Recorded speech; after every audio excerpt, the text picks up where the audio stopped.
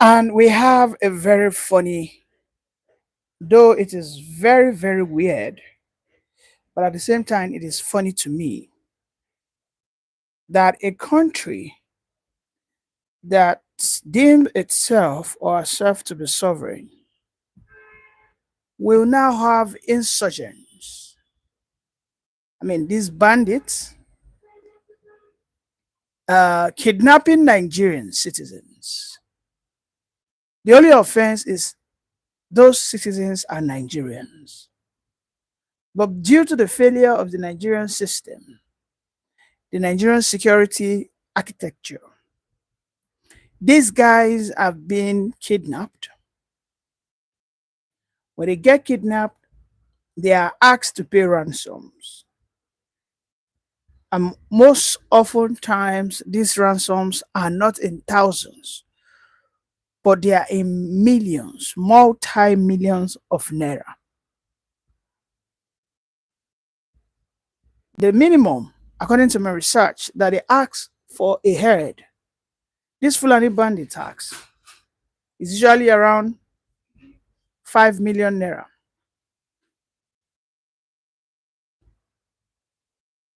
Now, when a bandit collects millions of naira in multiple places, they begin to grow the financial muscle. They begin to grow the financial capacity to wield sophisticated weapons. I'm reading out these instances for you to see how very weak our Nigerian security architecture are. When they kidnap, they call the families of the kidnapped person. The kidnapped person will take cash into the bush while the kidnappers will collect that cash. They might decide to release the kidnapped person or not. Either he is dead or alive. He is at the mercy of the bandits. And even at that, they go out there, buy sophisticated weapons. So along these supply chains and along this process flow, the Nigerian security still find it very difficult to track the bandits. Today, the bandits have grown so much confidence, so much that they are now conducting live streams. They are now conducting live streams on social media. I don't know if you understand. As I am talking to you now, bandits now conduct live streams on TikTok, touting Tinubu and the Nigerian army. I want to increase the volume. So that you guys can listen. And I'll show you on my screen. I don't know if you can hear. Just in case you can hear. Fine. These are bandits, hosting TikTok live, showing their faces. like they even have ordinary Nigerians joining them, listening. Look, I don't know if you can see it. Can you see? I don't know if you can see. Can you see it? Can you see? These are bandits. Can you see? Look at them thanking Allah for successful operations, for everything they have been able to achieve in this country called Nigeria. Look at them. They are thanking God. Look at them. Look at Nigerian people. Nigerian people actually joined the TikTok live. We'll see. These are bandits. Guys. One thing we should know is the Nigerian government is complicit. On this issue of security, they are totally complicit. They are not ready. They do not want to stop the insecurity. I mean, the federal government can literally arrest me for holding this in this session The federal government, the police, the cyber act crime, the cyber security department of the federal police can come and arrest me in my office for just hosting this stream. But I have no AK-47. I am not causing havoc. But you see those guys who go out there kidnapping innocent Nigerians. I repeat, their only offense is they are harmless Nigerians that are innocent. Law-abiding Nigerians. They will not go into the forest to go pick up these guys, these bandits. Like, can this happen in America? Excuse me. Can this happen in America? Like, can it happen?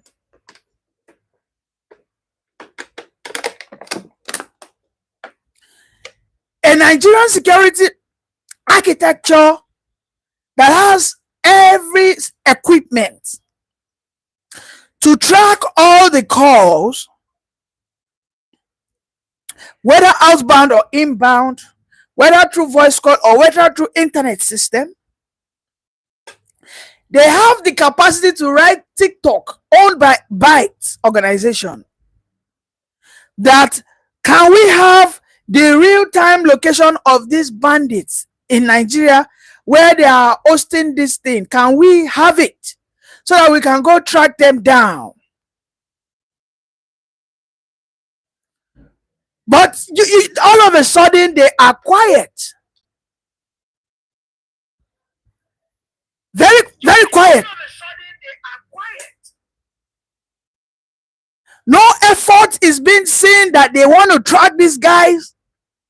A country like Mali, Burkina Faso are deploying drones, deploying sophisticated tracking systems to checkmate and to cut down the high level of insurgency.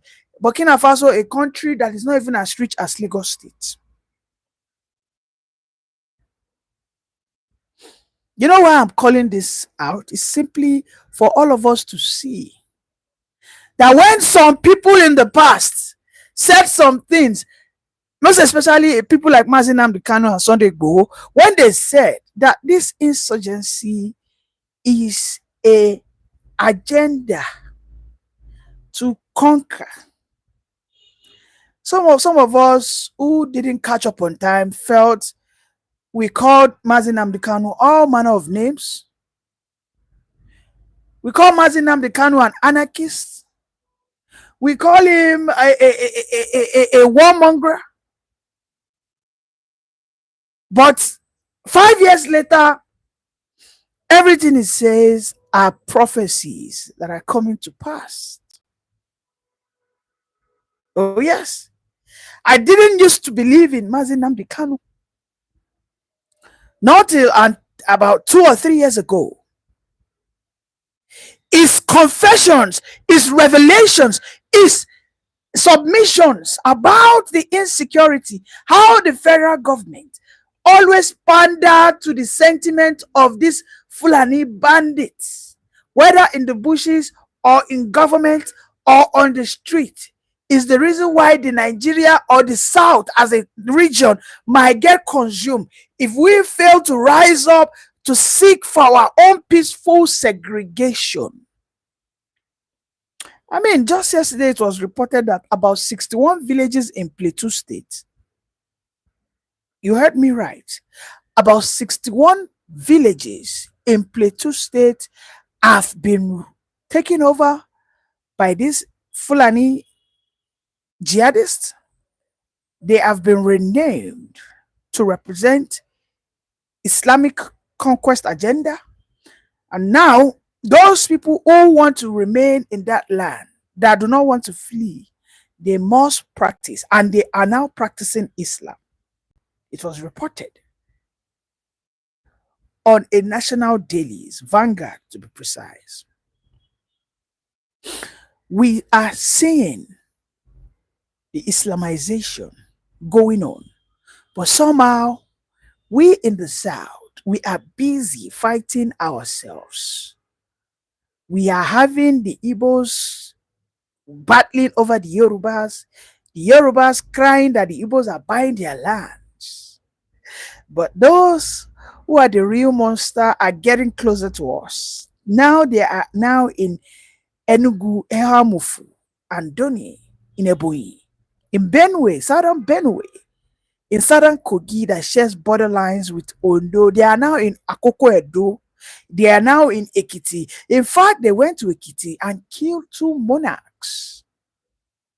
They have been to Uromi. They have been to Auchi, sacking people from villages, kidnapping for ransom, taking people's wives for their own pleasure.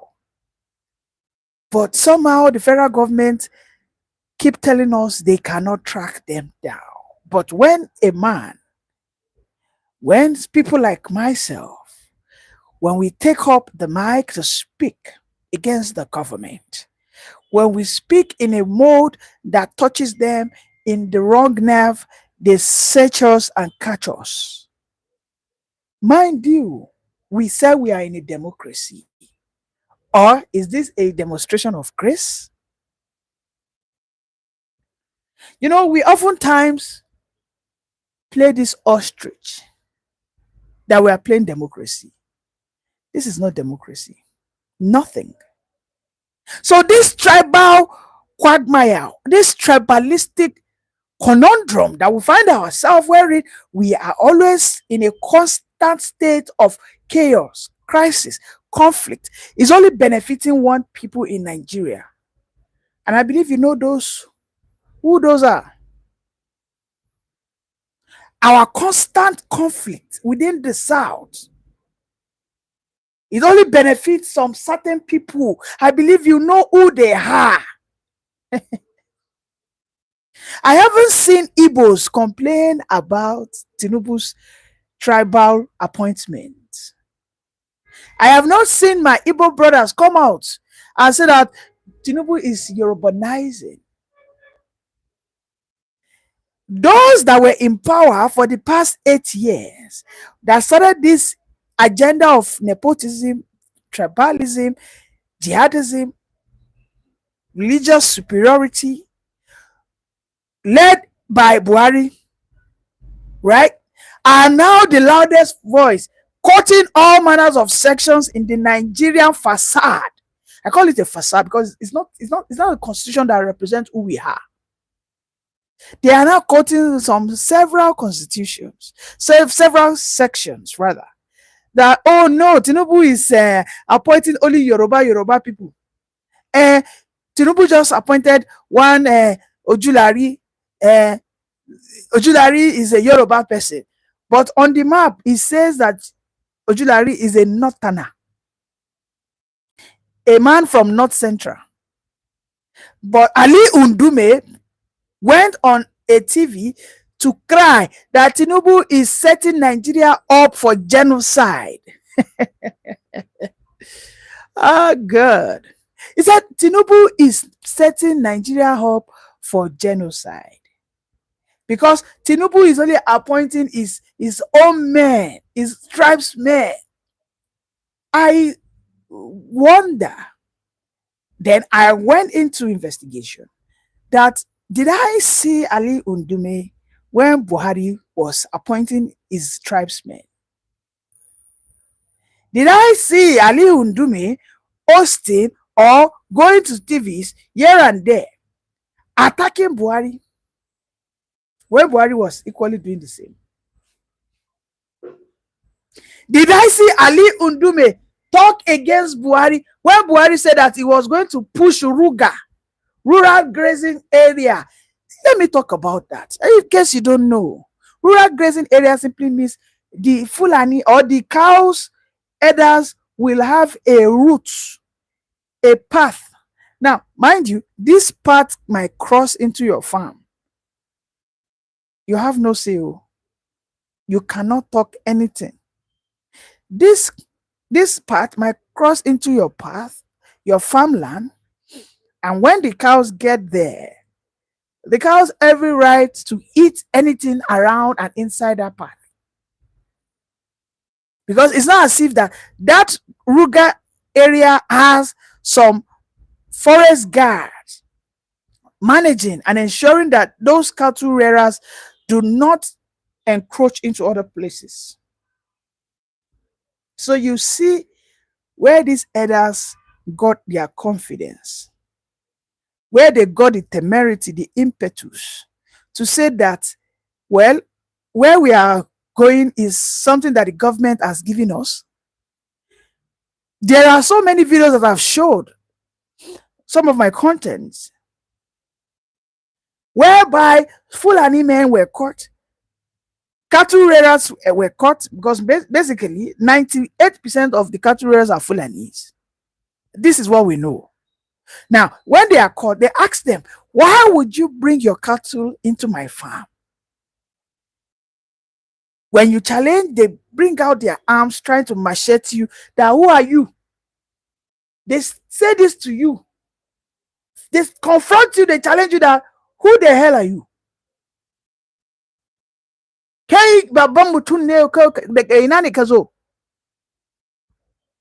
Wannan Nigeria namu ne, ba abun da za ku yi.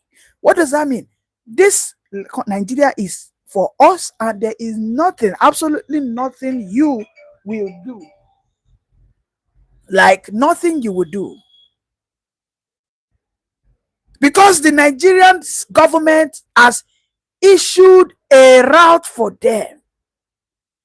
So therefore, they have a national backing, a national authority, a national backup, a national affirmation, a national validation to graze their cows within that path and its neighboring farms or bushes, as it were.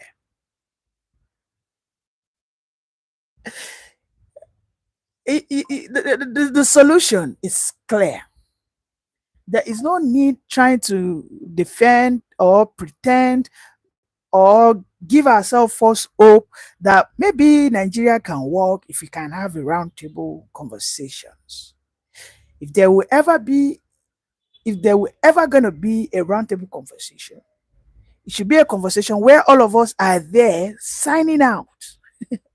You know, when you go to a school, haven't served or haven't studied for 4 years or 5 years, as the case may be, then you have your signing out day. So we actually need to have a roundtable where we will have the flag of Nigeria placed on the wall, and where all of us will sign out that mo bolo one war emi tija, mo bolo one war. We are going to sign. Like, this united Nigeria is absolutely not working. Let us just fragmentize or fractionalize or regionalize or total secession. These are the ideas, the suggestions Mazi Nnamdi Kanu brought forward.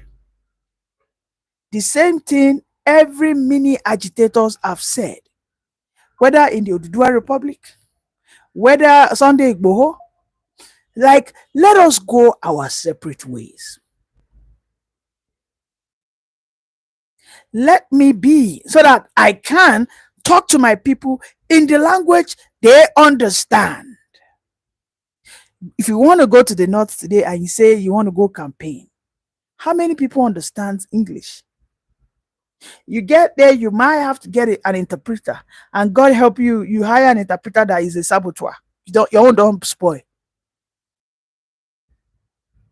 You say you want to go to the east, you want to go and speak English. How many people understand English over there? The same thing in the west. You say you want to go to the west, you want to go into the interlands, into the villages. How many of the villagers in the west, in the south understands English perfectly? Can we just agree that we need to have a roundtable conversations whereby every major tribe will come in there and sign out for a peaceful disintegration, a peaceful regionalization, a peaceful fragmentization, so that I go my own, you go your own. Iyendeba, I do for you, you do for me.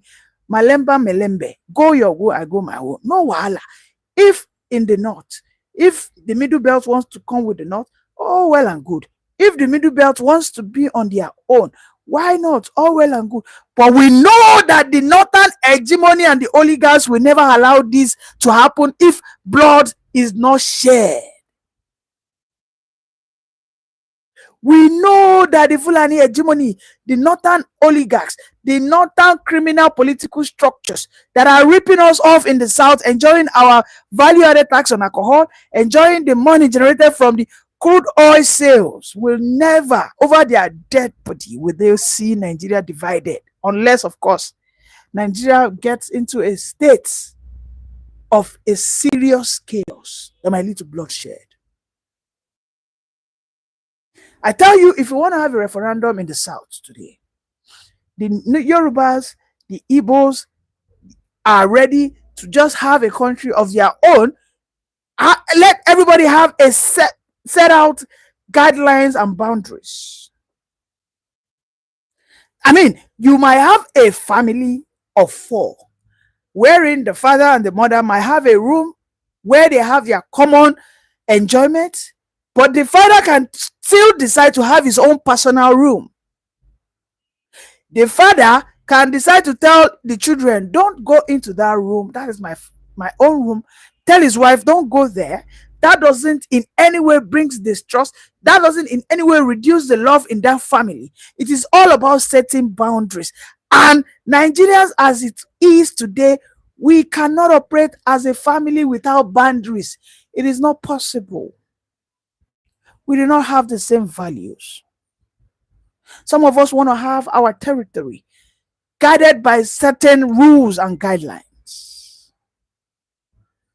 In the Southeast, they have said it that they do not want Islam. They do not want Dawa. They do not want Islamization. They do not want cattle rearers. If you are going to ever admit or allow you guys must operate within ranches. We do not want open grazing. That is their own set rules. Why can't we, as a national member of a country, just come together and have this common agreement that, okay, in the north, what I operate is Sharia. No alcohol business, no pork meat selling, nothing. If you know you want to come as an Igbo man, yes, you can do your spare part business, you can do your medical line business, you can do your clothing business, but you going to, if we have a country that is having all these boundaries clearly stated, in the Yoruba, we might say that, okay, in the Yoruba, every Sunday we want to be having Shango Day. Every Monday, what we want to be doing is we want to have a traditional day. Or in the Southwest, we will not sell land for anybody that is non-Yoruba. We will not do this, we will not do that. We will eventually have a clear understanding on the long run, and everybody will see that, okay, I do not have a chance to buy a land in the Yoruba land. I know the best I can get is to lease a land for 5 years or 10 years, and afterwards, I get all my proceeds. I return back to my region. I mean, this is me talking about the solution. But you and I know those that will never allow this ideology of Mazi Nnamdi Kanu to come to bear. And this is why you see that the Fulanis are so worried that Tinubu, they called him 3 times. The former social media advisor of Buhari said that anybody that wants Nnamdi Kanu out is a terrorist, is a what? You have committed treason. That you indeed needs to be picked up and locked up. So that guy is saying that I should be picked up because I am hoping for Mazi Nnamdi Kanu to be released. Because I am sentimental towards Sunday Igboho. But I mean, we know Sunday Igboho now, we don't even know where it belongs. It seems Sunday Igboho has been bought over. The only true agitator that we know right now in Nigeria who seems to be seeking for one thing, which is let us have a peaceful disintegration. Now, this disintegration could be in varieties of forms. It could be in terms of region. It could be in terms of uh, secession. It could be in terms of fiscal federalism, where you're controlling your resource. But this is one thing Mazi Nnamdi Kanu has been asking for. What is good for the goose should be good for the gander. If the Fulani man, a bandit, can be reconsidered and forgiven, then why shouldn't a Biafran Liberation Army, if caught by the Nigerian army, why can't they say that, okay, you know what, we will forgive, rehabilitate, reintegrate you, and of course give you an opportunity to become something in Nigeria's system? But that is not what happened. A situation whereby a Fulani man took his cattle into a farmland of Sunday Jackson in the Middle Belt, and when Sunday Jackson found out that Chineke, look at the corn where I want cultivate in the next 5 days, this man don't carry in cow, come chop am, I no go gree, I go fight am today. He fought that Fulani man, and the Fulani man brought a cutlass, struck him, but somehow that Jackson overpowered him, and in the course of that fight, the Fulani man lost his life. But we know what the Nigerian judiciary system has said. They have condemned Sunday Jackson. That why you go they touch the Fulani man? Okay? You were supposed to just leave him. It's either you run or you allow the car when they are full. Take the matter to police station. Okay, but it's like I am seeing my investment being ruined. Like being ruined. You are telling me it is as the Nigerian government initiated what we call agricultural insurance against cattle herders incursion. As Nigerian government created something like that, or the Ministry of Agri, have they created an insurance to protect farmers who suffer herders incursion into their farmland? You know, if this was in place, Nigerians will not have any issue. If cattle eat their food, umbano, no wala. Carry the video to the insurance company. See, they don't chop them. This is the value of what they ate. It is 5 million. They pay me, no wala. I will know that I am planting my corns for the cattle. I wouldn't have any issue. But you have abandoned me. When I try to fight for myself, you vilify me. You said Mazi Nnamdi Kanu should rot in jail, because when Mazi Nnamdi Kanu initially called for the government turned deaf ear. When he got pushed to the wall and he said that I need to protect myself because this is the primary instinct of every human being, which is survival instinct. I cannot watch myself and my people get pied by some people. When I now fight, they cut me up, now lock me up. But those people who are buying my people are still out there perpetrating their evil. Well, it is unfortunate that Nigeria's solution is just what Mazi Nnamdi Kanu has suggested. And this is where we are going to end today's streaming. Please, if you are just joining, kindly like, subscribe, share. I will re-upload this content for those who might not have watched it live to also watch. For now, I say bye. Do have a nice day. Bye for now.